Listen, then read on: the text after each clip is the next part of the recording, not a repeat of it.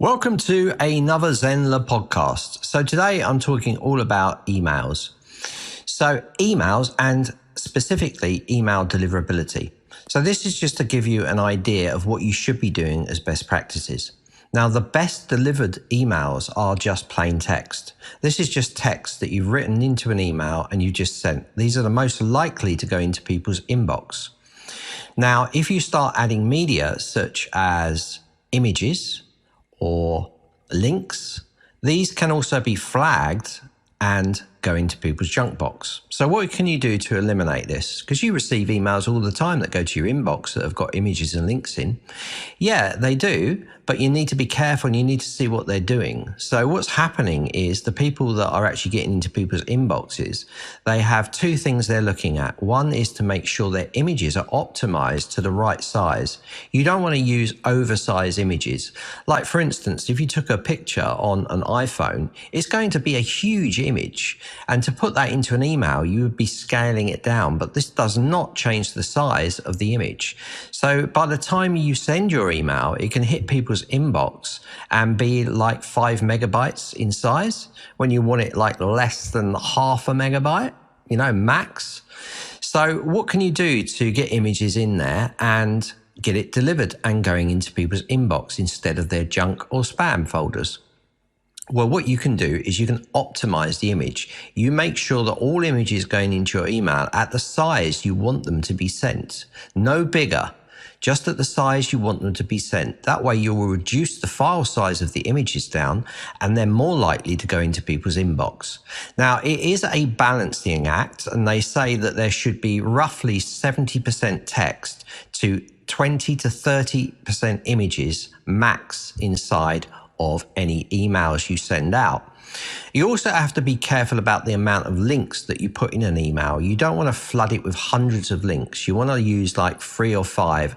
And I would even go so far as to say 1 link, because when you're sending an email out, especially if it's marketing, you're trying to get people to opt into one offer. You don't want to put 20, 30 offers into one email. That's just too many. You want people's focus to be on the clear message of what you're trying to sell or what you're trying to get people to opt in for. This is really important for email marketing, and this is important to get emails into people's inbox. So if you follow these best practices, then your emails are more likely to go into people's inboxes. But again, it's all a case of testing. And this is something that is really important as well. You need to test your emails. Test on a spare test account or your friend's account. Make sure that these emails are going into the inbox and not into the junk folder or the spam folder. Sometimes emails do go into promotional folders, especially on sites like Gmail, because what will happen is the algorithms will look at the email and see if it's a promotional email. Usually it's flagged by if you're using the $ in there or the pound sign. If you've got for sale, it will pick up on these words and it would automatically put them into a promotional folder, which is not the worst thing in the world. It separates promotions from standard emails. But in the ideal world, we want it in front of people's faces straight away, and that way we want them to go into the inbox. So be careful about the wording that you use inside of the emails, specifically for links. Inside of a link, make sure that you're not using the word like click here or view this. It should be included in the copy to try to get past the algorithms picking it up as a promotional email.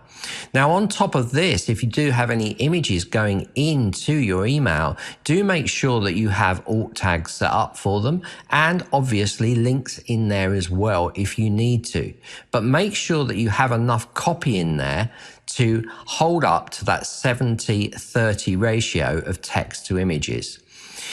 By trial and error, you'll find the best combination. But what I would say to you is use what you've already got as your template. You will receive emails all the time that have images and links in them. Just look at what those people are doing and then duplicate that and see if it works for you. This is all about email deliverability and emails in general inside of email clients. One last thing I want to point out is in emails, you should never, ever attach things unless it's coming from you and you're attaching an invoice or something. Do never attach files, especially executable files. Be careful about attaching zip files. And definitely you cannot embed audio or video into emails. If you want to do this, use a link and send them to a soundbite site where they can actually listen to that podcast. Or if they're watching a video, just put the front frame or the thumbnail of that video in there and link that image to maybe YouTube video where you've got it hosted outside. This means that it will not be massive in size and go into people's inbox. And it will also mean that they can click that and they can go straight into the platform that's designed to do podcasts or videos and not from an email. This is all about emails from Zenler. I hope you've enjoyed this podcast, and I can't wait to share more with you very, very soon. See ya.